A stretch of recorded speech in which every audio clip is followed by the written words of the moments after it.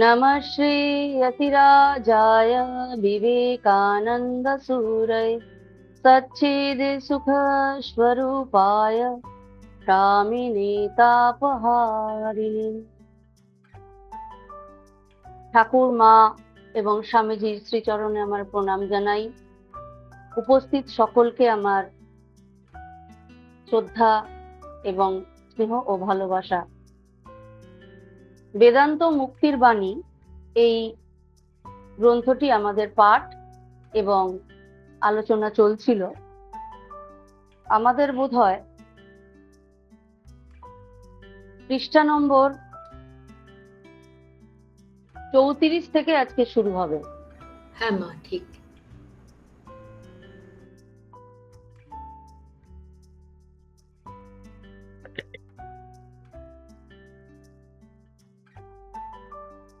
স্বামীজি বলছেন, একটি কথা আপনাদিগকে জানাইতে চাই। কি কথা জানাইতে চাইছেন স্বামীজি? স্বামীজি বলছেন,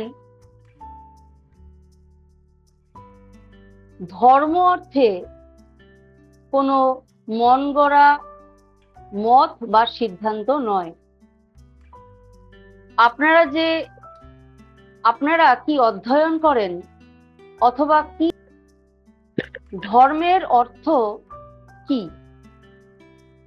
ধর্মের অর্থ কোনো মন গড়া মত বা সিদ্ধান্ত নয়। এই যে এখানে স্বামীজি বলছেন যে ধর্মের অর্থ কোনো মন গড়া শব্দ বা মত নয়, মানে বিভিন্ন সম্প্রদায়, বিভিন্ন আমরা ধর্ম বলি, বিভিন্ন মতাদর্শ পৃথিবীর বিভিন্ন জায়গায় রয়েছে। বিভিন্ন মানুষ বিভিন্ন সম্প্রদায়ে বিশ্বাস করে, বিভিন্ন ধরনের মতবাদে বিশ্বাস করে। বিশ্ব তো অনেক দূরের কথা। যদি শুধুমাত্র ভারতবর্ষকে ধরা যায়, তাহলে ভারতবর্ষের মধ্যেই দেখা যাবে যে বহু মানুষ নানান ধর্ম, বিচিত্র সম্প্রদায়ে, বিচিত্র রকমের মতাদর্শে বিশ্বাসী। স্বামীজি বলছেন, এইটাই কিন্তু ধর্ম নয়। তুমি বিচার করলে ঈশ্বর এক নয়, অনন্ত। আরেকজন এসে বলল, না ঈশ্বর একজন নয়, ঈশ্বর তিনজন। আরেকজন এসে বললেন, না না না, ঈশ্বর তিনজন নয়, ঈশ্বর চারজন। আরেকটা কোনো ফিলোসফিক্যাল স্কুল যেগুলো থাকে, বিভিন্ন ধারাগুলো থাকে, সে এসে বলল, না তিনি পাঁচজন, কারণ পঞ্চভূত দিয়ে আমাদের এই জগৎ তৈরি। কেউ এসে বলল পাঁচটা ভূত, মানে পাঁচ রকমের ভৌতিক পদার্থ আমাদের পৃথিবীর মধ্যে রয়েছে, সেই জন্য পাঁচজন ভগবান আছেন। একজন বায়ুর ভগবান, একজন আগুনের ভগবান, একজন মাটির ভগবান, একজন আকাশের ভগবান, একজন জলের ভগবান। এরকম এখন পাঁচজন ভগবান আছেন, কারণ পঞ্চভূতে জগৎ সৃষ্টি। আরেকজন এসে বললেন, না না ওইসব কিছু নয়, ভগবান আছেন, তারা দুজনই আছেন। আরেকজন বলল, না না না, ভগবান 33 কোটি ভগবান আছেন, দেবতা আছেন, দেবদেবী আছেন। এইরকম হতেই পারে, সেটা তাদের মতাদর্শ, তাদের ভাব। বলছেন, স্বামীজি বলছেন, এটা কখনোই ধর্ম হতে পারে না। ধর্ম তাহলে কি? ধর্ম হচ্ছে এমন একটা বিষয় যেটা আমরা উপলব্ধি করতে পেরেছি, রিয়েলাইজেশন হয়েছে। আমি বললাম, এই সন্দেশটা না ভারী মিষ্টি। একজন বলল শুনে, ও আচ্ছা তাই, মিষ্টি, বেশ তাহলে মিষ্টি। কেমন মিষ্টি?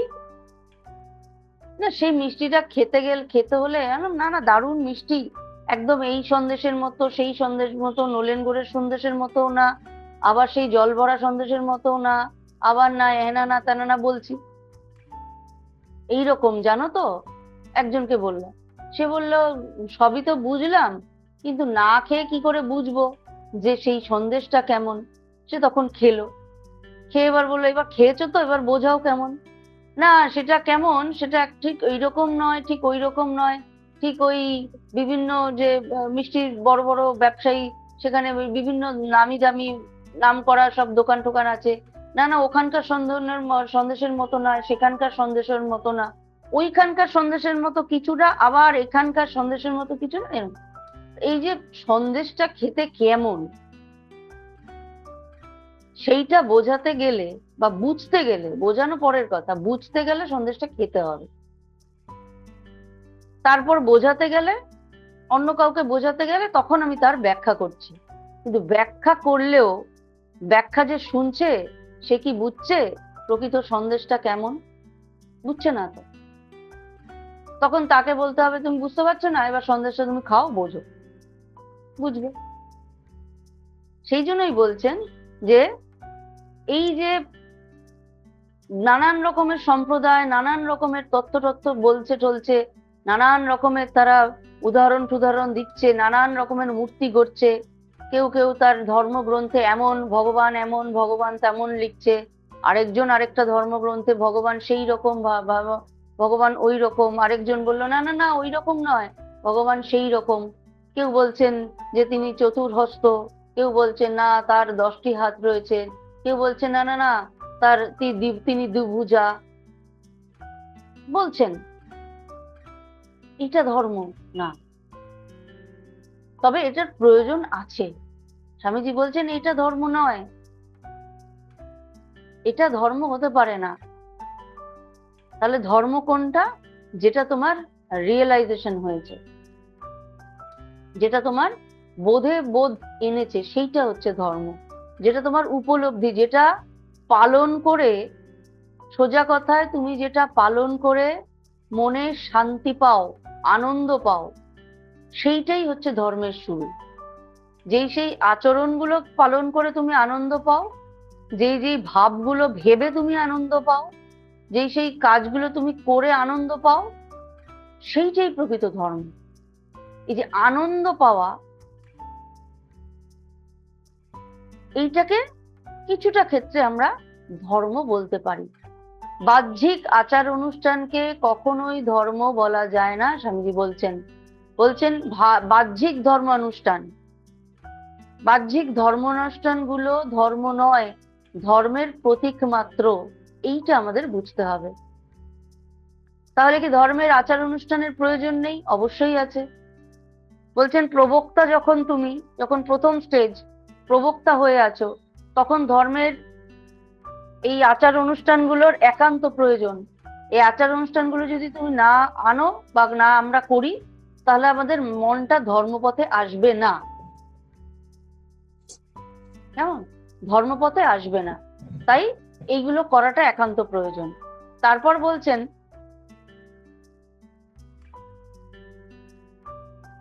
অনেক ধর্ম সম্প্রদায় বলছেন যে এই বাহ্যিক আচার অনুষ্ঠানগুলি নাকি মুক্তি লাভের উপায়।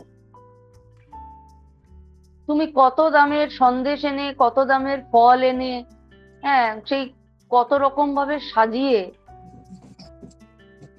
ঈশ্বরকে নিবেদন করলে, কটা পাঠা বলি দিলে, আর কপা হেঁটে ঈশ্বরের কাছে গেলে, সেই নানান ডালি সাজিয়ে সাজিয়ে গান টান করতে করতে, স্তোত্র উচ্চারণ করতে করতে ঈশ্বরের কাছে পৌঁছলে, বলছেন এইটা বাহ্যিক, এইটা দ্বারা মুক্তি লাভ হয় না। তবে এটার প্রয়োজন আছে প্রথম দিকের স্তরে, প্রথম স্তরে এগুলোর প্রয়োজন আছে মনটাকে পথে আনার জন্য, ট্র্যাকে তোলার জন্য। তবে এইটা কখনোই মুক্তি লাভের পথ হতে পারে না। বলছেন আমাদের মুক্তি লাভের প্রয়োজন এই কারণেই, কারণ ব্রহ্মই আমরা, এবং আমরা ব্রহ্মেই বাস করছি। সেই ব্রহ্মার্পণম ব্রহ্ম ব্রহ্মাগ্ন ব্রহ্মণাহুতম ব্রহ্মৈব তেন গন্তব্যং ব্রহ্মকর্ম সমাধিন, আমরা যেটা গীতার শ্লোক হিসেবে জানি। ব্রহ্মের বাইরে কিছু নেই, ব্রহ্মের ভিতরে কিছু নাই, সবটাই ব্রহ্ম। আমরাও ব্রহ্ম, এবং আমরা ব্রহ্ম হয়ে ব্রহ্মে বাস করছি। ঠিক সেই নুনের পুতুল, ঠাকুর বলছেন নুনের পুতুলের মতো, যেই সে সমুদ্রে গেল গলে গেল। ঠিক আমরাও সেরকম আলাদা আলাদা এই দেহটাও নিয়েছি, ভাবছি যে আমরা খুব এই নামই, আমার সেই নাম, আমার এই ডিগ্রি আছে, আমার সেই ডিগ্রি আছে, খুব ভাবি ঠাবি। কিন্তু মুখ্যত এই নাম, শরীর, দেহ, মন, এইসবের গণ্ডি পেরোলে পরে সেই একটা জায়গায় গিয়ে আমরা মিশে যাচ্ছি। তিনি হচ্ছেন ব্রহ্ম। স্বামীজি বলছেন আমরা ব্রহ্মেই অবস্থিত, ব্রহ্মের মধ্যেই আমাদের সব ক্রিয়াদি চলিতেছে। এরপর বলছেন মতবাদ ও সম্প্রদায় প্রভৃতির প্রয়োজন আছে, কিন্তু সেসব শিশুদের জন্য। অদ্ভুত কথা বলছেন স্বামীজি। বলছেন যে মতবাদ এবং সম্প্রদায়, আমি অমুক মতবাদে বিশ্বাসী, আমি তমুক মতবাদে বিশ্বাসী, আমরা বলি তো। বলছেন সেগুলো হচ্ছে শিশুদের জন্য। শিশুদের মানে কি? শিশু বুঝবে ধর্ম কাকে বলে, মতবাদ কাকে বলে, বুঝবে না। শিশু মানে কারা? যারা ধর্মপথে প্রথম হাঁটতে শুরু করেছেন মাত্র, তাদের স্বামীজি বলছেন শিশু। এবং এই শিশু কেন? কারণ তারা প্রবর্তক স্টেজে রয়েছে, তাদের এইটার প্রয়োজন রয়েছে। এই ধর্মমত, আমি ওই সম্প্রদায়, আমি এই মতে বিশ্বাসী, আমি সেই মতে বিশ্বাসী, আমি দ্বৈতবাদী, আমি অদ্বৈতবাদী, আমি ন্যায়বাদী, আমি বৈশেষিকবাদী, ইত্যাদি ইত্যাদি, এগুলো তাদের দরকার। শাস্ত্র কখনো আধ্যাত্মিকতার জন্ম দেয় নাই, বরং আধ্যাত্মিকতাই শাস্ত্র সৃষ্টি করিয়াছেন। এইটা একটা খুব ভাবনার বিষয়, একটা স্বামীজি আমাদেরকে বললেন। এ কথা যেন আমরা কখনো না বলি। বলছেন কোন শাস্ত্র আধ্যাত্মিকতাকে জন্ম দেয়নি, কারণ যে শাস্ত্র পড়েনি তার হৃদয়েও আধ্যাত্মিকতা বাস করে, তার হৃদয়েও ঈশ্বরের ভালোবাসা বাস করে, সেও মনে মনে ঈশ্বরকে ভালোবাসে। যে কোনো শাস্ত্র পড়েনি, যার কোনো পাঠ নেই, যার অক্ষর জ্ঞান নেই, সে কি ঈশ্বরের কথা জানে না? ঈশ্বরের ভাবনা সে ভাবে না? সে নাম গুণ কীর্তন মনে মনে করে না? সে জপ করে না?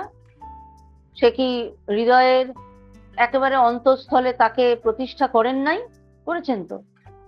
তাই বলছেন কোন শাস্ত্র আধ্যাত্মিকতাকে জন্ম দেয়নি, বরং আধ্যাত্মিকতাই শাস্ত্রকে জন্ম দিয়েছে। ঠাকুর দেখিয়ে দিয়েছেন যে কোন রকমের বিদ্যা, শিক্ষা, শাস্ত্রপাঠ, এই সেই হেনা তেনা শাস্ত্র, তর্ক তর্কাদি ইত্যাদি, সেগুলো আধ্যাত্মিকতাকে জন্ম দেয় না। আধ্যাত্মিকতা শাস্ত্রকে জন্ম দেয়। সেই যখন মাস্টার মশাই প্রথম দক্ষিণেশ্বরে এসছেন, এসে দক্ষিণেশ্বরের সেই ঠাকুরের ঘর, ঠাকুর বসে আছেন, সারা ঘরে ধোয়া দেওয়া হয়েছে, ওই ধুনো দেওয়া হয়েছে। তা সেখানে যিনি পরিচারিকা ছিলেন, তাকে মাস্টারমশাই জিজ্ঞাসা করছেন যে কি গো, উনি কি খুব শাস্ত্র পড়েন? তা সেই পরিচারিকা বলছেন যে না না, ওইসব কিছু পড়ে না, ও বেদ বেদান্ত সব ওর মুখেই, এই সব ওর মুখেই। তিনি তো স্বয়ং অবতার পুরুষ, স্বয়ং ব্রহ্ম। কিন্তু তিনি মানব রূপে দেখিয়ে দিলেন যে বেদ বেদান্ত পড়ে কেউ ধার্মিক হয় না। ধার্মিক হওয়ার পর তারা বেদ বেদান্ত পড়েন। মানে হৃদয়ে যখন সেই বীজটা স্ফুরণ ঘটে, সেই ঈশ্বরকে ভালোবাসার ইচ্ছাটার স্ফুরণ ঘটে, তখন সেই ঈশ্বরের পথে যাওয়ার জন্য যে পথগুলো, গাইডলাইন গুলো আছে, তখন মানুষ সেটাকে ফলো করে। সেইগুলো পড়ে কেউ ঈশ্বরকে ভালোবাসতে পারে না।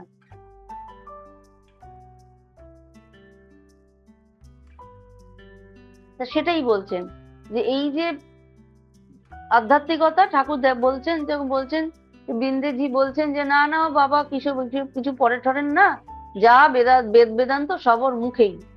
মাস্টারমশাই অবাক হয়ে গেলেন যে বেদ বেদান্ত পড়েন না, কিন্তু এত বড় পণ্ডিত ব্যক্তিরা সব ছুটে ছুটে তার কাছে আসছে, এ কেমন ধরনের মানুষ রে বাবা। প্রথম দিন বুঝতে পারেননি। বেদ বেদান্ত তিনি লেখাপড়া সেরকম জানেন না, যায়নি পাঠশালায়। সে বেদ বেদান্ত সব চূড়ান্ত সিদ্ধান্তগুলো, চূড়ান্ত সত্যগুলোকে সব কণ্ঠস্থ করে বসে আছেন, তার মুখেই সব রয়েছে। এইখানেই সেইটির প্রমাণ ঠাকুর দিয়ে দিয়েছেন, যেটার ব্যাখ্যা স্বামীজি করছেন। বলছেন যে প্রয়োজন নেই, শাস্ত্র পাঠ করে আধ্যাত্মিক হওয়া যায় না, আধ্যাত্মিক হলে শাস্ত্র পাঠ করতে হয়। কোনো একটা পথে আমরা যাব, আমাদের ইচ্ছে হলো আমরা পুরী জগন্নাথ ধামে দর্শন করতে যাব। যাব যখন মনে করলাম, তখন সেখানে যাওয়ার কোনো একটা পদ্ধতি আমরা বার করব। হয় গাড়িতে করে যাব, না হলে ট্রেনে যাব, না হলে বাসে এই টিকিট টিকিট কেটে কোথায় কি নামতে হবে জেনে টেনে, তারপর স্টেশনে নামতে হবে না বাস স্ট্যান্ডে নামতে হবে, সেই বাস স্ট্যান্ডে নেবে, সেখান থেকে আবার গাড়ি টাড়ি করে মালপত্র একটা কোথাও রেখে আবার সেই মহাপুরী ধামের মন্দিরের দিকে যাত্রা করতে হবে। সেখানে আবার 4টে গেট, সেই 4টে গেটের কোন গেটটা আবার খোলা আছে, সবটা জেনে বুঝে এইবার আমি জগন্নাথ দেবকে দর্শন করলাম। কিন্তু ইচ্ছাটা তো আমার মনে আগে তৈরি হলো, আগে জানলাম, আগে ইচ্ছা তৈরি হলো, যে মন বলছে যে জগন্নাথ দেবের ওই ভারী সুন্দর মুখখানা আমার একটু দর্শনের ইচ্ছা হয়েছে, আমার তার প্রতি যেন একটা প্রেম আমি হৃদয়ে অনুভব করছি। এখন অনেকে বলতে পারে যে না, শাস্ত্র পড়ে অনেকের জানার ইচ্ছা হয়, অনেকে দেখার ইচ্ছা হয়। নিশ্চয়ই শাস্ত্র পড়ে দেখার ইচ্ছা হয়, জানার ইচ্ছা হয়, কিন্তু পূর্ব থেকেই যদি ঈশ্বর প্রেম হৃদয়ের মধ্যে না থাকে, তবে কি সেই প্রেম জাগরিত হওয়া সম্ভব? সম্ভব কি? একটা গাছকে বা একটা চেয়ারকে, একটা টেবিলকে খুব করে যদি আমরা ধর্ম কথা শোনাই, তার মনে হবে যে আমি উঠে গিয়ে জগন্নাথ দর্শন করে আসবো? হবে না তো। তার জন্য জীবাত্মা হয়ে জন্মানো, মনুষ্য দেহ চাই। আর মনুষ্য দেহ হওয়া মানেই তাতে জীবাত্মা আছেন, প্রত্যেকটা জড়ের মধ্যেই জীবাত্মা আছে, কিন্তু মানুষের মধ্যে তো তার প্রকাশ বেশি, আর মানুষের হৃদয় আছে, মানুষ ঈশ্বর চিন্তা করার মতো মন আছে। সেই ঈশ্বর চিন্তা করার মনটা থাকতে হবে, তারপর তাকে সেতে যেতে হবে। এরপর স্বামীজি বলছেন, এ পর্যন্ত কোনো ধর্মপুস্তক ঈশ্বরকে সৃষ্টি করতে পারেন নাই, কিন্তু ঈশ্বরই সকল উচ্চতম শাস্ত্রের উদ্দীপক। বলছেন যে সময় মানুষ, আদিম মানুষ, আমরা এটা একটু ভেবে নেব, যে সময় আদিম মানুষ বনে বাজারে ঘুরছেন, সেখানে কাঁচা মাংস খাচ্ছে, ফলমূল খাচ্ছে, পশুর মতো জীবন যাপন করছে, তাদের কোনো বোধ নেই যে তারা অন্যান্য পশুর থেকে কিছুটা আলাদা কোনো ক্ষেত্রে। ধীরে ধীরে সে সভ্য হয়েছে। যখন সে সভ্য হলো, অন্য কোনো প্রাণী আগুন জ্বালাতে পারলো না, মানুষ আগুন জ্বালাতে পারলো। অন্য কোনো মানুষ, কোনো প্রাণী চাকা তৈরি করতে পারলো না, তারা চাকা তৈরি করতে পারলো, এক জায়গা থেকে আরেক জায়গায় যাওয়ার সুবিধা করতে পারলো। অন্য কোনো প্রাণী চাষাবাদ করলো না, চাষ করব, গাছ লাগাবো, সেখানে ফল হবে, সেটা আমরা খেয়ে বেঁচে থাকবো, পারলো না, মানুষ পারলো। যখন মানুষ এইভাবে সিভিলাইজড হচ্ছে, মানে পূর্ব থেকেই তার মধ্যে এই সিভিলাইজ সে হবে, এইটা বপনটা করে দিয়েছিলেন, এই বীজটা ঈশ্বর। এরপর যখন সে ধীরে ধীরে সিভিলাইজড হচ্ছে, সভ্য হচ্ছে, তখন তার মনে হলো, অন্য কোনো পশু তো ভাবলো না, মানুষ ভাবলো, এই যে প্রচন্ড বন্যা হচ্ছে, এই যে প্রচন্ড বিদ্যুৎ দেখছি বজ্রপাত হচ্ছে, এই যে প্রচন্ড খরা হচ্ছে, এই যে বিভিন্ন আগ্নেয়গিরি থেকে অগ্নুৎপাত হচ্ছে, এর পেছনে কেউ একটা আছে যে সর্বশক্তিমান, কেউ একটা আছে যার কন্ট্রোলে এগুলো হচ্ছে। এটা প্রথম ভাবতে শিখলো মানুষই, এবং মানুষই এখনো পর্যন্ত ভাবছে। পশু জনিতে যাদের জন্ম তারা ভাবতে পারছে না, কিছু একটা আছে যে সবকিছুর কন্ট্রোল করছে, কিছু একটা হচ্ছে, যে মাটিতে জল সিঞ্চিত হচ্ছে, সেখান থেকে বীজ বেরোচ্ছে, সেই বীজ থেকে আবার গাছ হচ্ছে, গাছ থেকে আবার ফল হচ্ছে, ফল থেকে আবার বীজ হয়ে কেউ একটা আছেন। এই যে ভাবনাটা মানুষই ভাবলো, অন্য কেউ কোনো প্রাণী ভাবতে শেখেনি, কোনো বুঝলোই না। এবং এই যে কেউ একটা আছে, এই কেউ একটা আছে এবং তার প্রতি আমাদের শ্রদ্ধা জানানো উচিত। প্রথমে পাহাড়ের আশ্রয় তারা নিত, যখন প্রচন্ড ঝড় বৃষ্টি সাইক্লোন এসব হচ্ছে তখন তারা পাহাড়ের আশ্রয় নিত। তখন তারা ভাবতো বাবা এই সাইক্লোন পাহাড় আটকে দিচ্ছে, সাইক্লোন ঝড় এইসবগুলো পাহাড়ের গুহায় ঢুকে পড়লে বা তার পাদদেশে আশ্রয় নিলে বাঁচা যায়। তার মানে পাহাড় সর্বশক্তিমান। তারপর দেখছেন যে জল সব ভাসিয়ে নিয়ে যাচ্ছে, পাহাড়কে পর্যন্ত টলিয়ে দিচ্ছে জলের চাপ, পাহাড় ভেঙে ভেঙে ধস নেমে যাচ্ছে। তখন তারা ভাবছে জল সব সর্বশক্তিমান। মানে এই যে কোনো একটা লিভিং থিং এই নন লিভিং থিং গুলোর পেছনে যে আছে সেইটা মানুষ বুঝতে পারছে। এই জড় বস্তুগুলোর পিছনে কোনো একটা অদৃশ্য চেতন শক্তি, চৈতন্য শক্তি রয়েছেন, সেটা কিন্তু সেই সময় থেকে মানুষ বুঝলো। তাই তারা গাছকে পুজো করছে, পাহাড়কে পুজো করছে, আগুনকে পুজো করছে, জলকে পুজো করছে। যেখানে গোবর্ধন পুজো হচ্ছে, যে গোবর্ধনের পূজা, সেইখানে শ্রীকৃষ্ণ যে গোবর্ধনকে পূজা করতে শেখাচ্ছেন মানুষকে, যে প্রকৃতির পেছনে যে চৈতন্য শক্তি আছে তাকে পূজা করো। এই গোবর্ধন তিনি ধারণ করে দেখাচ্ছেন, গোবর্ধন কত কিছু দিচ্ছেন বৃন্দাবনের মানুষগুলোকে। এই গোবর্ধনের বুকে গরু চড়ে বেড়াচ্ছে, সেখানে ঘাস খেয়ে তারা সমৃদ্ধ হয়ে দুধ দিচ্ছে। গোবর্ধনের বুকে কত প্রাণী তারা আশ্রয় নিয়ে বেঁচে আছে। বৃন্দাবনের মানুষ এই গোবর্ধনের ছায়ায় আছে বলে তারা সঠিক সময়ে বৃষ্টি হচ্ছে, সঠিক সময়ে তারা ছায়া পাচ্ছে, রোদ পাচ্ছে। বিপুল ঝড় বৃষ্টির থেকে গোবর্ধন তাদেরকে রক্ষা করছে। এই যে এখানে সেখানে ভগবান তাদের দেখিয়ে দিলেন যে এই চেতন শক্তি একটা চৈতন্য স্বরূপ এই প্রবল প্রকৃতির পেছনে রয়েছে। সেইখানেই বলছেন যে সেইখানে থেকেই এই বিশ্বাস আসতে হবে যে কোনো ঈশ্বরকে, কোনো শাস্ত্র ঈশ্বরকে তৈরি করেন। ঈশ্বর জগতের যেমন সবকিছু তৈরি করেছেন, তার ইচ্ছাতে শাস্ত্র তৈরি হয়েছে। বিভিন্ন শাস্ত্র, বিভিন্ন ধর্মমতের শাস্ত্র, বিভিন্ন ধর্মমতের পুস্তক, ধর্ম পুস্তক তৈরি হয়েছেন কার ইচ্ছায়? তার ইচ্ছাতে হয়েছে, তিনি তৈরি করেছেন। তারপর স্বামীজি বলছেন ধর্ম পুস্তক ঈশ্বরকে সৃষ্টি করতে পারে নাই, কিন্তু ঈশ্বরই সকল উচ্চতম শাস্ত্রের উদ্দীপক। আর এ পর্যন্ত কোনো ধর্ম পুস্তক আত্মাকেও সৃষ্টি করেন নাই, এ কথাও যেন ভুলিয়া না যায়। সকল ধর্মের শেষ লক্ষ্য আত্মাতেই ঈশ্বর দর্শন করা, অর্থাৎ সোহম। বলছেন কোনো আত্মা শাস্ত্র কি ব্যাখ্যা করেছেন? আমি যদি কোনো শাস্ত্রে আমি জগন্নাথ ধামে যাব বলে ভাবলাম, ইচ্ছে হলো মনে, আমি তারপর কতগুলো বই পড়লাম, এইভাবে যাওয়া যায়, সেইভাবে যাওয়া যায়, ওইভাবে যাওয়া যায়, এখানে এই এই এই এই ঘটনা ঘটেছে, এখানে সেই সেই সেই সেই ঘটনা ঘটেছে, এখানে ওটা দেখতে হবে, ওখানে সেটা দর্শন করতে হবে। এইভাবে আমি দেখলাম, পড়লাম, তাতে কি আমার জগন্নাথ দর্শন হলো? হলো না তো। আমাকে যেতে হলো, সেখানে গিয়ে আমার জগন্নাথ দর্শন, মহাপ্রভু দর্শন হলো। এইখানেই বলছেন সকল ধর্মের শেষ লক্ষ্য আত্মাকে দর্শন করা, আত্মার মধ্যেই যে ঈশ্বর বসে আছেন তার দর্শন করা। শুধু শাস্ত্র বাক্য পড়ে ঈশ্বর দর্শন যেমন সম্ভব নয়, মুক্তি লাভও সম্ভব নয়। এরপর বলছেন ইহাই একমাত্র সর্বজনীন ধর্ম। কোনটা? এই আত্মা। এই আত্মা হচ্ছেন সর্বজনীন ধর্ম।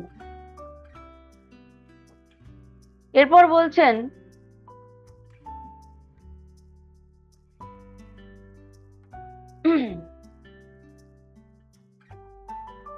ধর্মমত সমূহের মধ্যে সর্বজনীন বলিয়া যদি কিছু থাকে, তাহা হইলে এই ঈশ্বরানুভূতিকে আমি এখানে উহার স্থলাভিষিক্ত করিতে চাই। বলছেন সকল ধর্মের লক্ষ্য যেমন ঈশ্বর দর্শন, তেমনি বলছেন যে সর্বজনীন ধর্ম। সর্বজনীন ধর্ম বলতে কি? তিনি স্বামীজি বলছেন কোন সম্প্রদায়কে সর্বজনীন ধর্ম বলা যায় না।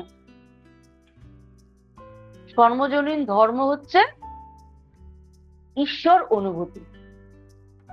যে কোনো একটি নির্দিষ্ট ধর্ম যে সর্বজনীন ধর্ম সেটা নয়, সেটা স্বামীজি ব্যাখ্যা করছেন। কারণ ঠাকুর দেখিয়ে দিয়েছেন সর্বধর্ম সর্বপথে তিনি সাধনা করেছেন, এবং তারপর সমস্ত কিছুকে তিনি বলেছেন যে পথ দিয়ে আসো না কেন মিলবে তুমি একটি পথেই। তাই ঠাকুরকে বলা হচ্ছেন যিনি সর্বধর্মের তিনি সাধনা করেছেন, কিন্তু সম্প্রদায় বিবর্জিত হয়ে। তিনি কোনো সম্প্রদায় ভিত্তিক হয়ে থাকেননি, সর্বধর্মের সারে তিনি উপস্থিত হয়েছেন। আর এই সর্বধর্মের সার কি? ঈশ্বর অনুভূতি। আদর্শ ও রীতিনীতি ভিন্ন হইতে পারে, কিন্তু এই ঈশ্বর অনুভূতি কেন্দ্রবিন্দু স্বরূপ। সহস্র ব্যাসার্ধ থাকিতে পারে, কিন্তু উহারা এক কেন্দ্রে মিলিত হয়, এবং ইহাই ঈশ্বর দর্শন। বলছেন যে নানান মানুষের নানান রকমের মত হতে পারে।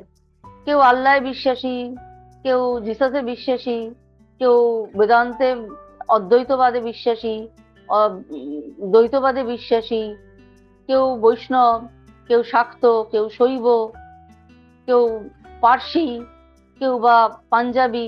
নানান ভাবে নানান সম্প্রদায়ের নাম রয়েছে, নানান বহু রয়েছে, হতেই পারে। যার যে রূপে ভালো লাগছে সে সে রূপে ঈশ্বরকে দর্শন করছেন, ডাকছেন, যেই নামে ইচ্ছে করছে সেই নামে ডাকছেন। ঈশ্বর কেমন যার মনে যেমন, হতেই পারে। কিন্তু তার শেষ উপায়ই হচ্ছে বা লক্ষ্যই হচ্ছে বা ডেস্টিনেশনই হচ্ছে ঈশ্বর দর্শন। ইহা এই ইন্দ্রিয়গ্রাহ্য জগতের অতীত বস্তু। ইহা চিরকাল পান, ভোজন, বৃথা বাক্য ব্যয় এবং ছায়াবৎ মিথ্যা এবং স্বার্থপূর্ণ জগতের বাইরে। অসাধারণ কতগুলো শব্দ স্বামীজি এখানে ব্যবহার করছেন। যে জগতের বাইরে বলে ঈশ্বরের বাইরে, ঈশ্বর বলছেন জগতের বাইরে বলেও বলছেন কেমন কেমন তিনি চিরকাল পান, ভোজন, বৃথা বাক্য ব্যয় এবং ছায়াবৎ মিথ্যা ও স্বার্থপূর্ণ জগতের বাইরে। পান, ভোজন ইত্যাদির মধ্যে দিয়ে সেই আগে আমরা শুনেছি যে মুনি ঋষিরা সোমরস পান করতেন এবং তার ফলে ঈশ্বর দর্শনটা খুব সহজ হতো। এখানে বলে দিচ্ছেন স্বামীজি এই পান, রস, ভোজন, বৃথা বাক্য ব্যয়, তর্ক, মিথ্যা কল্পনা, এইগুলো সমস্ত কিছুর বাইরেই হচ্ছে ঈশ্বর দর্শন। আমি একটা কিছু খেলাম, খেয়ে মনে আহা কি স্বর্গীয় সুখ পাচ্ছি, এত ভালো লাগলো বিষয়টা খেয়ে, মানে আহা কি সুন্দর, এই জন্য একেবারে ঈশ্বর লাভের মতো স্বাদ। অনেকে বলে কথায় কথায়। কেউ কোথাও একটা দৃশ্য দেখলো, বাহ কি সুন্দর, মনে হচ্ছে একদম স্বর্গীয় দর্শন, ঈশ্বর মানে স্বর্গীয় দৃশ্য দেখছি, যেন ঈশ্বর লাভ হয়ে গেল, এইরকম একটা ভাব। এইটা বলছেন এই মায়া, এই বৃথা কল্পনার থেকেও তিনি বাইরে। ওইটাকে যেন আমরা কখনো ঈশ্বর দর্শন বলে মনে না করি। অনেকে নেশা ভান করেই মনে হচ্ছে নানান ঈশ্বর টিশ্বর দেখছেন, ভগবান তার সাথে কথা বলছেন, তার পাশে বসে খাচ্ছেন।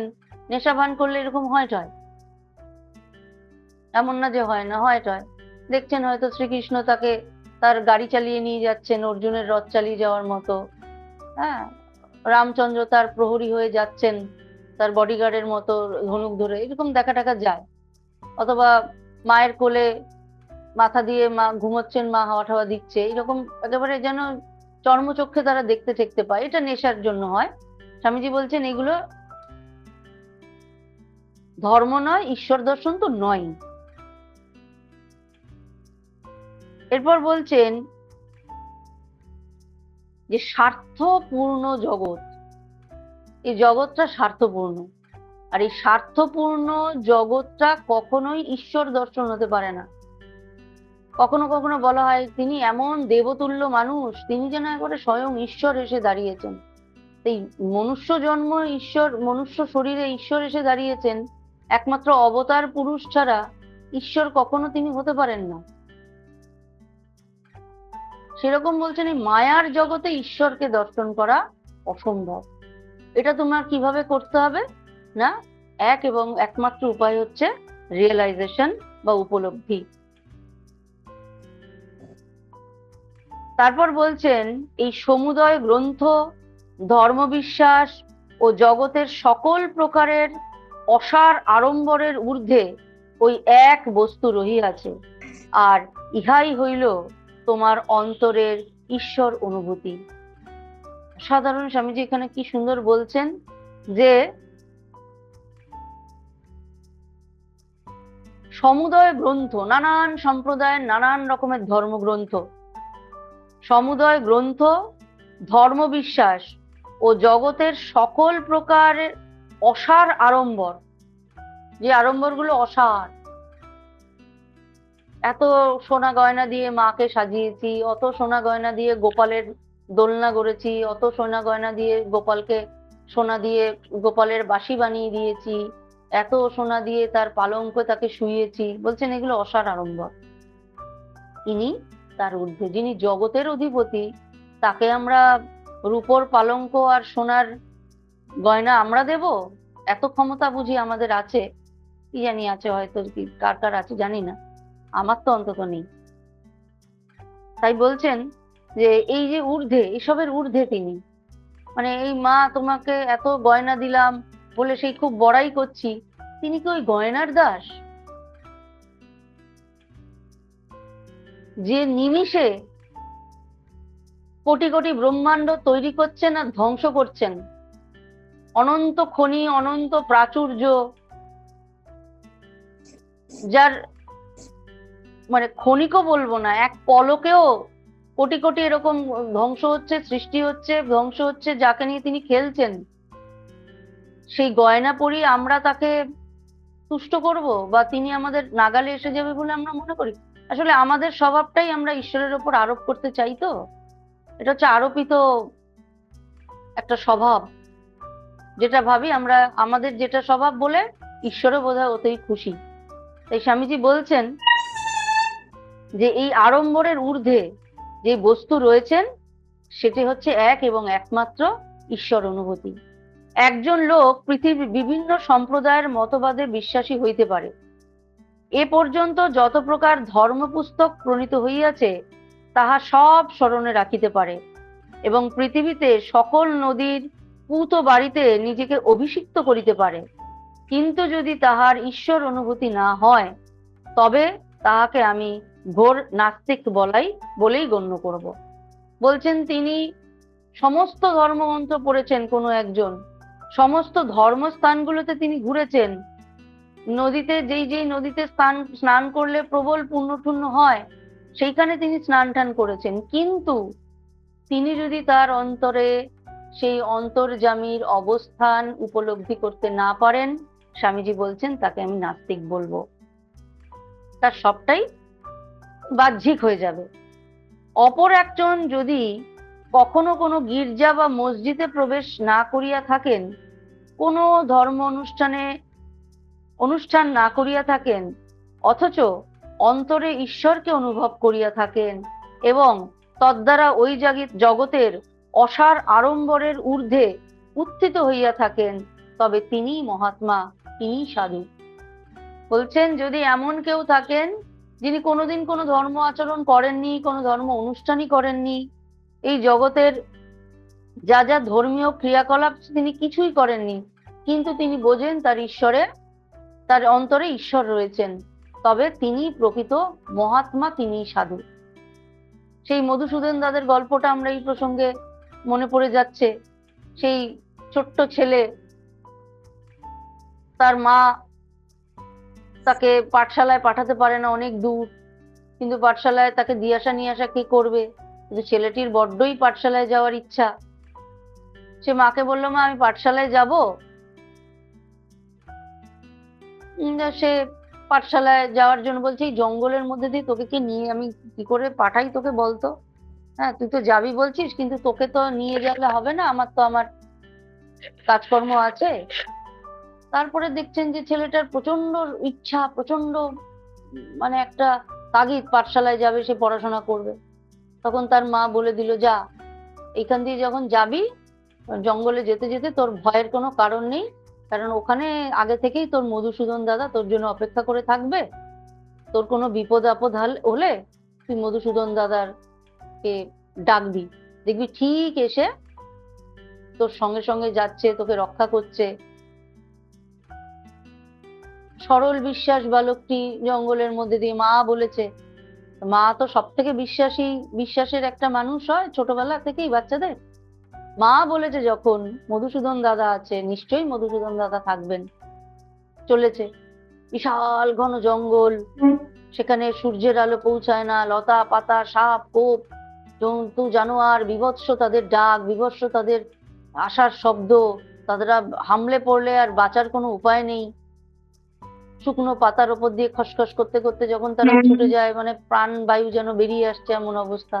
সেখানে ওই ছোট্ট ছেলেটা টুকটুক করে যাচ্ছে, এই একটা পাতা পড়লো, ভয় পাচ্ছে।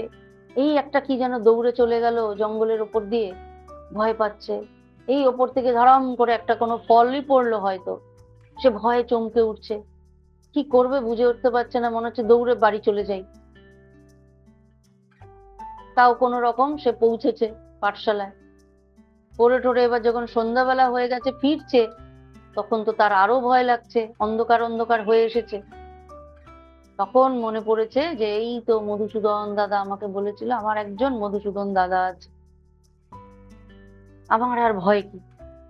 প্রাণ পরে মধুসূদন দাদাকে ডাকছে, মধুসূদন দাদা, মধুসূদন দাদা, তুমি কোথায় আছো, এসো এসো।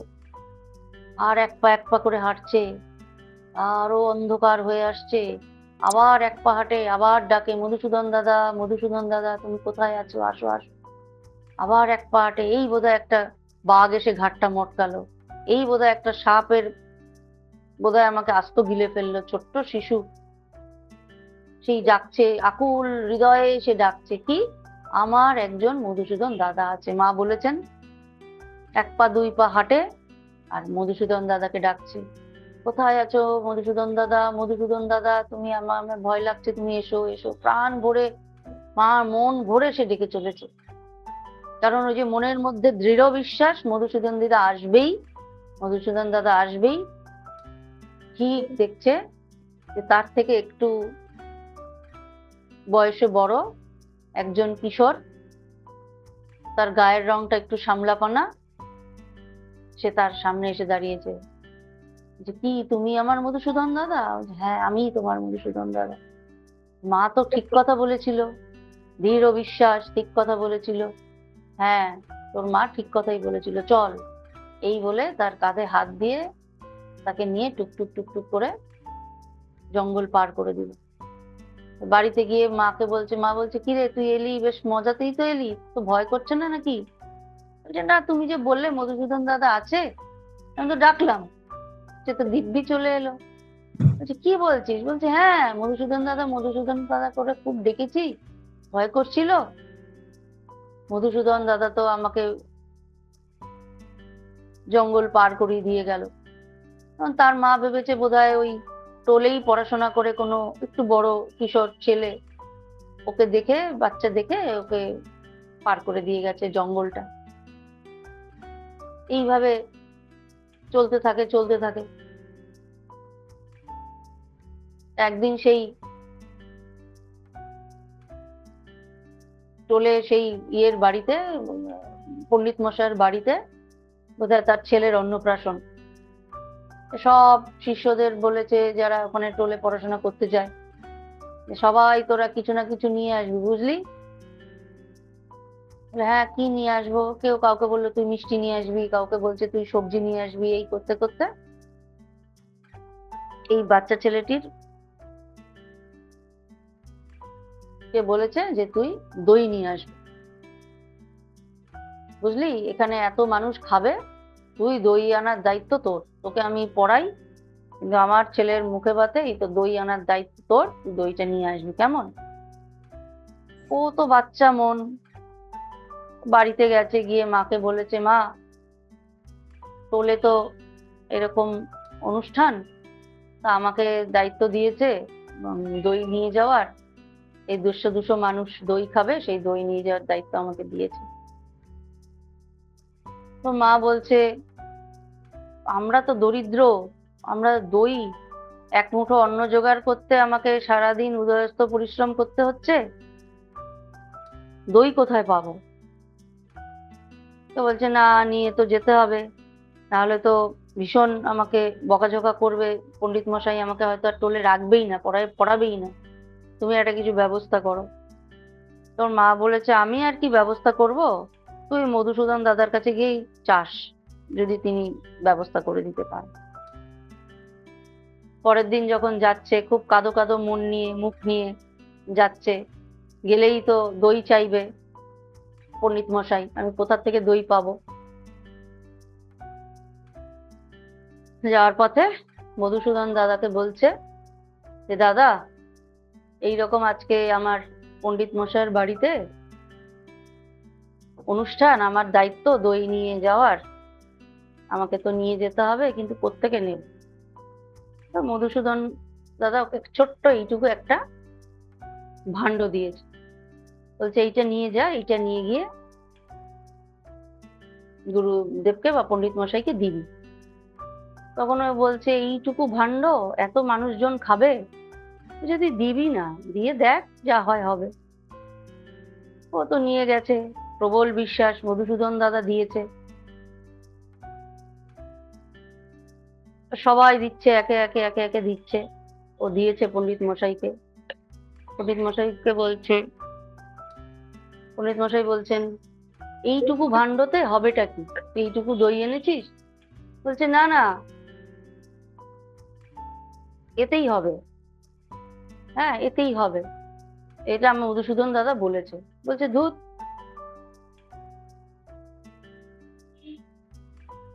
বলছে, ধুত, এতে হয় নাকি কখনো? বলছে, তুমি ঢালো না। এবার সে ওই পাত্র থেকে দই ঢালছে। সে যে দইটা যতই ঢালে ততই দই পড়তে থাকে, এমন দই সেই ঢালছে, সে পাত্র আর খালি হয় না, হতে হতে হতে হতে অনেক, সে 150 200 কি 300 400 500 মানুষ, মানে সেই ভাণ্ড আর শেষই হচ্ছে না। তখন পণ্ডিত মশাইয়ের মনে হয়েছে যে এ তো সাধারণ কোনো ভাণ্ড টাণ্ড নয়, এ তো নিশ্চয়ই কিছু একটা ব্যাপার আছে। তখন ওকে বলছে, এই বল, এই ভাণ্ড তুই, এই জাদুর ভাণ্ড তুই পেলি কোথা থেকে? বলছে, না পণ্ডিত মশাই, এটা তো জাদুর ভাণ্ড না, এটা আমাকে মধুসূদন দাদা দিয়েছে। কে তোর মধুসূদন দাদা? চল দেখাবি। বলছেন, কেমন দেখতে? বলছে, এইরকম এরকম দেখতে। বলছে, আমি এত শাস্ত্র পাঠ করলাম, এতদিন ধরে তার বন্দনা করছি, তুই মধুসূদন দাদা মানে শ্রীকৃষ্ণের কথা বলছিস, আমি তাকে দেখতে পেলাম না, তুই তাকে দেখেছিস, তোকে রোজ জঙ্গল পার করিয়ে দেয়, কোনো কোনো হতে পারে? বলছে, না পণ্ডিত মশাই, তিনিই আমাকে। চল কোথায়, আমাকে দেখাবি, যদি না দেখাতে পারিস তোকে আজকে আমি চরম শাস্তি দেবো, চ। সে জঙ্গলের ভিতরে গিয়ে ডাকছে, মধুসূদন দাদা, মধুসূদন দাদা। পণ্ডিত মশাইও দেখছে, না, কোথায়, আসছে না, আসছে না, আসছে না, আসছে না। তারপর একটা সময় তিনি এলেন, কিন্তু পণ্ডিত মশাই তাকে দেখতে পেলেন না। তখন বলছেন, এই যে আমার মধুসূদন দাদা, তুমি দেখতে পাচ্ছ না? এই তো, ওই দেখো মধুসূদন দাদা। তারপর সেই ছেলেটির পরম ভক্তি এবং অনুরোধে এক ঝলক দেখা সেই পণ্ডিত মশাই পেলেন। তখন তিনি কেঁদে আকুল, বলছেন, এতদিন আমি মিথ্যা বিদ্যার গরিমা আমার ছিল, অহংকার ছিল, হে কেশব, এতদিন তোমাকে আমি দেখেছি, এত শাস্ত্র গ্রন্থ পাঠ করেছি, কিন্তু হৃদয়ে তোমাকে কখনো বসাতে পারিনি, হৃদয়ের অধীশ্বর করে কখনো বসাতে পারেনি, তাই বোধহয় তুমি আমাকে এখনো দেখা দাওনি। এই ছোট্ট শিশু মায়ের এক কথায় যে মধুসূদন দাদা আছে, তখনই সে মনের বিশ্বাসে সে হৃদয়ে বসিয়ে ফেলেছে যে আমার আর কেউ না থাকুক, মধুসূদন দাদা আছে। সেই বিশ্বাসে তোমাকে সে পেয়ে গেল এত সহজেই, তোমার কৃপার কোনো অন্ত নাই। এইভাবেই অন্তরে যদি তাকে বসানো যায়, তখন শাস্ত্রগ্রন্থ পাঠ, আচার, আড়ম্বর, এইসবের প্রয়োজন আর তেমন থাকে না। স্বামীজি সেই কথাই বলছেন। তাই বলছেন যে আড়ম্বরের ঊর্ধ্বে গিয়ে যারা নিজের হৃদয়ে ঈশ্বরকে বসাতে পারবেন, তিনি প্রকৃত সাধু, তিনি প্রকৃত মহাত্মা। আজকে এই পর্যন্ত। যদি কারো তোমাদের কিছু প্রশ্ন থাকে করতে পারো।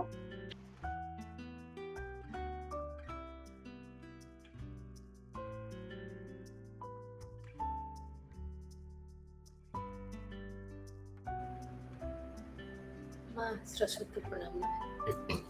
স্বামীজি বলছেন তো যে হ্যাঁ, সব ধর্মের মধ্যেই মানে সব ধর্মের মধ্যে সত্যতা রয়েছে, কোন ধর্মকে আমরা যেন ছোট ভাবে না দেখি। কিন্তু আমাদের কিছু কিছু ধর্ম আছে, যেমন ধরুন মুসলমান ধর্ম, যেটা আমাদের ঠিক মনে হয় সেটাই ওদের ঠিক তাদের উল্টোটা। অনেক কিছু অনেক জিনিস আছে, মানে রিচুয়াল সমস্ত কিছু, যেটা আমরা আমাদের হিন্দু ধর্মে যেটা সঠিক বলে সেটাই ওরা ঠিক, মানে তাদের ঠিক ওইটা উল্টো, ওদের জন্য ওটা একদম মানা। তো এইসব ক্ষেত্রে তো আমাদের মেনে নিতে অসুবিধাই হয়। আমাদের পূর্ব দিক শুভ, ওদের পশ্চিম দিক। হ্যাঁ, প্রথম, তাহলে প্রথম কথা হচ্ছে আমাদের পূর্ব দিক আমাদের উপাস্য, আমাদের সূর্যদেব সেই দিক থেকে উদিত হয় বলে পূর্ব দিক আমাদের কাছে শুভ। আর মক্কা পশ্চিম দিকে ভারতবর্ষের, তাই ওরা পশ্চিম দিকটা শুভ। কিন্তু ঈশ্বর, জিসাস, আল্লাহ যেই থাকুক না কেন, যদি পূর্ব দিকটাই শুধুমাত্র শুভ হতো তাহলে তিনি আর বাকি তিনটে দিক কেন তৈরি করলেন? আর যদি পশ্চিম দিকটাই শুধু শুভ হতো তাহলে বাকি তিনটে দিকই বা কেন তিনি তৈরি করলেন? চারটে দিক তিনিই তৈরি করেছেন। তাই আমি পূর্ব দিক মানি বলে পশ্চিম দিক ভুল, আমি উত্তর দিক মানি বলে দক্ষিণ দিক ভুল, এই ধারণাটা আমাদের ক্ষুদ্র মানসিকতা থেকে আসে। এবং আমি পূর্ব দিক মানবো বলে তোমাকেও মানতে হবে যে পূর্ব দিকটাই শুভ, পশ্চিম দিকটা ভুল, এটা সম্পূর্ণ ভুল কথা। এবং আমরা যারা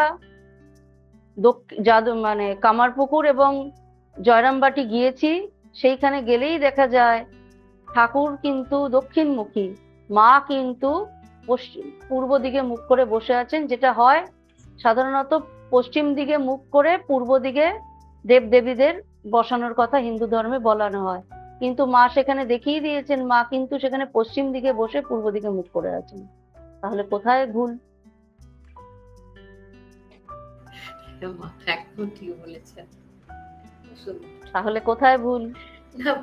চারটে দিক তার তৈরি, তিনি যে দিক খুশি মুখ করে বসবেন, সেটা তার ব্যাপার। তিনি চারটে দিকই তৈরি, মঙ্গলময়, চারটে দিকে চারটে মঙ্গল ঘট পেতে রেখেছেন।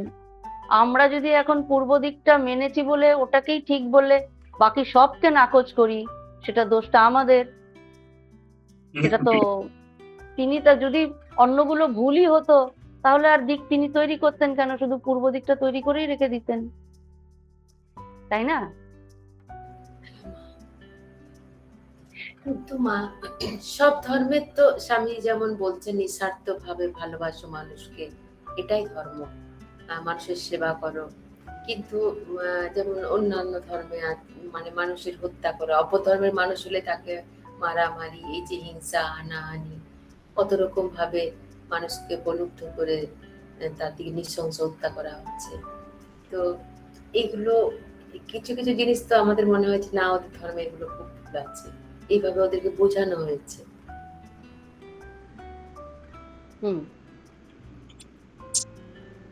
সেটা বুঝিয়েছে তো মানুষই, ঈশ্বর এসে বা আল্লাহ এসে তো বোঝাননি যে অপর ধর্মের মানুষকে কেটে খুন করে তুমি ইয়েতে যাও, স্বর্গে যেতে পারবে। ঈশ্বর এসে তো তাদের বলেননি। যদি ঈশ্বর, আল্লাহ যদি মুসলমান ধর্মই একমাত্র ঠিক হতো তাহলে তিনি অন্য ধর্ম কেন তৈরি করেছেন? যদি সনাতন ধর্মই একমাত্র ঠিক হতো বা একমাত্র ধর্মই ঠিক আর সব ভুল হতো, তাহলে তিনি অন্য ধর্ম বা অন্য সম্প্রদায়গুলো জন্ম কেন দিয়েছেন? তার জগৎ তিনি নানান ফলে ফুলে রূপে গন্ধে ধর্মে সম্প্রদায়ে জাতিতে তিনি সুন্দর করে সাজিয়েছেন। সেখানে এটা ভুল ওটা ঠিক বলার অধিকারটা আমরা কোত্থেকে পাই, এইটাই আমি বুঝে উঠতে পারিনি। আমি ঠিক তিনি ভুল এই বলার অধিকারটা কোথা থেকে আমরা পাই? তিনি বাগান সাজিয়েছেন, তার লীলা করার জন্য তিনি পৃথিবীটাকে সাজিয়েছেন রূপে রসে গন্ধে ফলে মূলে। যদি ফলমূল নানান রঙের হতে পারে, তাহলে সম্প্রদায় বিশ্বাস সেগুলো নানান রঙের হতে পারবে না কেন? তিনি তো লীলাময়, তিনি তো বৈচিত্র্য পছন্দ করেন। তাহলে দোষটা কোথায়? দোষটা আমাদের চিন্তা ভাবনা। আমরা ভুল করি, আমরা আমাদেরকে গোয়ার তুমির জন্য আমরা ওটা গোড়া ব্যাপারটা আমাদের আসে বলে আমি একমাত্র ঠিক সব ভুল। তুমি কি পৃথিবী তৈরি করেছো বাবা? তৈরি তো করেছেন ঈশ্বর। তার মনে হচ্ছেন তিনি নানান রূপে গন্ধে সাজাবেন, নানান রঙে সাজাবেন, নানান বিশ্বাসে সাজাবেন। তুমি এখানে বলার কে বাবা? এই নিয়ে বলছে আমি ঠিক তুমি ভুল। কে কে এত সাহসটা দিয়েছে, অধিকার দিয়েছে? একটা পিঁপড়ে মারলে পরে তাকে জন্ম দেওয়ার ক্ষমতা আমাদের নেই। আমরা এত আস্ফালন কেন করব? তিনি যা সুন্দর করে সাজিয়েছেন সেগুলো মেনে নিয়ে নিজের নিজের ধর্ম ধারণ করে এগুলোই হয়, মিটে যায় ঝামেলা। এই তো। হ্যাঁ মা, ঠিক বলেছেন। ঠাকুর শ্রী রামকৃষ্ণদেব বলেছেন না, লচ্ছরূপী নারায়ণ, জোচ্চার রূপ নারায়ণ, সবারই মধ্যে তিনি রয়েছেন। হ্যাঁ, তিনি তো তৈরি করেছেন, তিনি তার জগৎ। এখন তোমার বাড়িতে ঢুকে কেউ যদি বলে তুমি চুপচাপ বসে থাকো, তুমি একদম ভুল। তোমার পুরো বাড়িটাকে আমি সাজাবো, এই রান্নাঘর দক্ষিণমুখী আছে সেটাকে পশ্চিমমুখী করতে হবে, এই খাওয়ার ঘরটাকে ঠাকুরের ঘর করব, ঠাকুর ঘরটাকে বেডরুম করব, বেডরুমটাকে বাথরুম করব, হেনা তেনা করবে করব। এখানে সব এক কালারের পর্দা লাগাবো, এক কালারের বিছানা হবে, এক কালারের মেঝে হবে, আমরা সবাই দেখতে একরকম, প্লাস্টিক সার্জারি করে এক রকমের দেখতে হয়ে যাব, সবাই এক ভাষায় কথা বলবো, একই রকম ভাবে সুরে কথা বলবো। কেমন হবে জিনিসটা? একই রঙের ফুল ফোটাবো, অন্য কোনো রঙের ফুল থাকবে না। হ্যাঁ, একই খাবার খাবো, রোজ রোজ একই খাবার খাবো, রোজ রোজ একই গান করব। সেটা কি তুমি মেনে নিতে পারবে? না মেনে নেওয়া উচিত? সম্ভব নয় তো। তা ঠিক সেই রকমই বৈচিত্র্যের পৃথিবী। তিনি বৈচিত্র্য ভালোবাসেন, তিনি বিচিত্র রূপে সম্প্রদায়ে এই পৃথিবীকে সাজিয়েছেন। সেখানে আমরা ওই খোদার ওপর খোদ্দারি করার কে? আমাকে যেই ধর্মে তিনি পাঠিয়েছেন, যেই সম্প্রদায়ে আমাকে তিনি জন্ম দিয়েছেন, স্বধর্মে, সেই স্বধর্ম পালন করে নিজের নিজের ভাবে খুশি থাকলেই তো মিটে যায় ঝামেলা। আর তো কিছু প্রয়োজন নেই। আর ঠাকুর তো বলেছেন আমি সবটা করে দিয়ে গেলাম, তোদের আর এক টাং করলেই হবে। তো অত মাথা ঘোরার, অত মাথা ফাটানোর, সনাতন ধর্মের আমরা রক্ষাকর্তা, কে যে সনাতন ধর্মের রক্ষাকর্তার দায়িত্ব আমাদেরকে দিয়েছে আমরা জানি না। খুব আমরা সনাতন ধর্ম কি তাই জানি না। সেই নিয়ে এখন চারিদিকে সব উৎসব চলেছে, হেনা তেনা চলেছে। কে দায়িত্ব দিয়েছে? যার জগৎ তিনি করে নেবেন, তিনি সাজিয়ে নেবেন, তার মতো করে তিনি গুছিয়ে নেবেন, নিচ্ছেনও। তাই আমাদের ওই নিয়ে মাথা ঘামানোর প্রয়োজন নেই। আমরা স্বধর্মে থেকে আমরা আমাদের মতো ঈশ্বর নাম জপ করব, তাকে ডাকবো, আমাদের তার শরণাগত হয়ে থাকবো, ব্যাস। আনন্দে থাকা, আর কিছুর দরকার নেই। হ্যাঁ,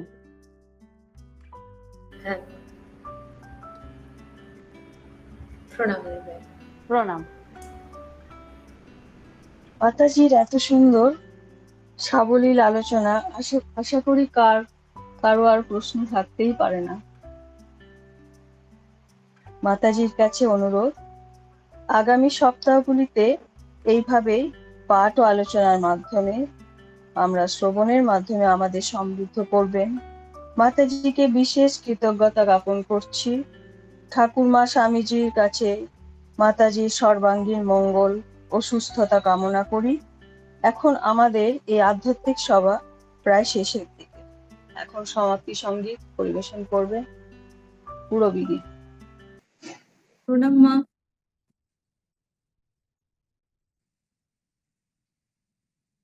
শ্রী শ্রী ঠাকুর মা স্বামীজি মহারাজ গুরুদেবের শ্রীচরণে অনন্ত প্রণাম জানাই। পূজনীয় মাতাজি শ্রীচরণে শ্রদ্ধা ভক্তিপূর্ণ প্রণাম জানাই। উপস্থিত সমস্ত রামকৃষ্ণ ভক্তমণ্ডলীকে শ্রদ্ধা নমস্কার ভালোবাসা জানিয়ে শ্রী বিবেকানন্দ বন্দনা নিবেদন করার চেষ্টা করছি। ধর্ম ভেদ ভঞ্জন বন্দে জগৎ বন্দন। ধর্ম ভেদ ভঞ্জন বন্দে জগৎ বন্দন। জ্ঞান ভকতি বিতরণে, জ্ঞান ভকতি বিতরণে,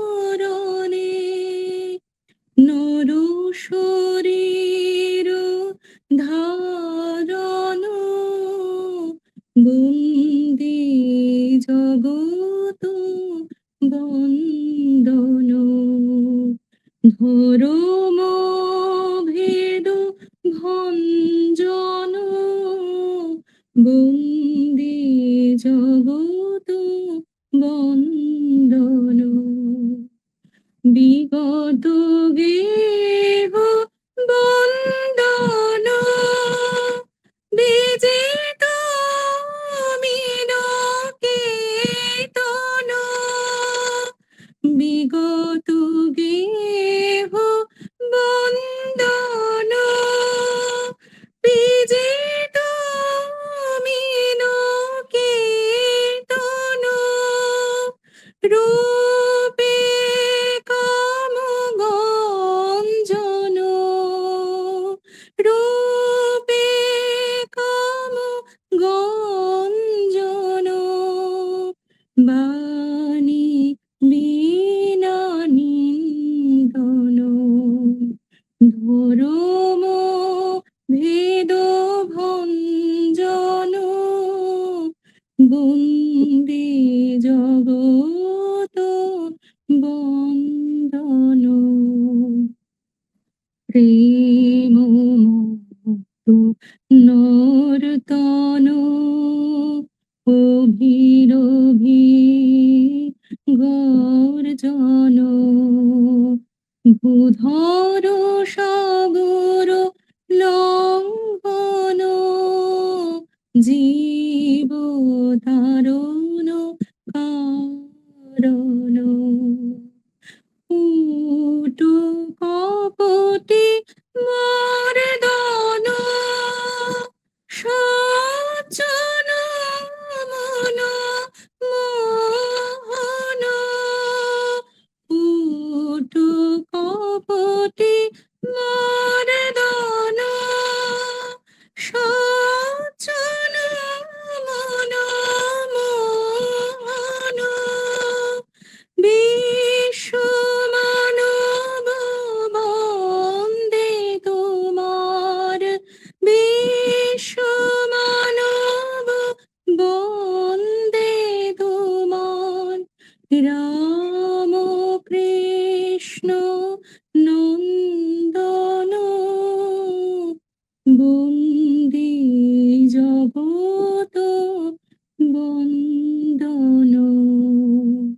ধর্ম ভেদ ভঞ্জন বন্দে জগৎ বন্দন।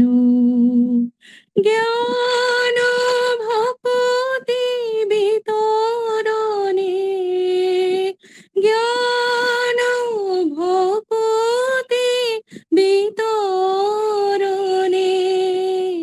নর শরীর ধারণ বন্দে জগৎ বন্দন।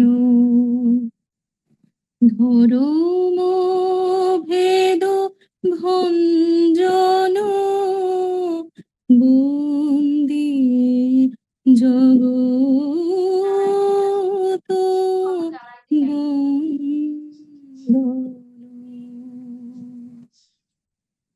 প্রণাম মা। মা মিউট হয়ে গেছে। ॐ शान्ति शान्ति शान्तिः। हरिः ॐ तत्सत्।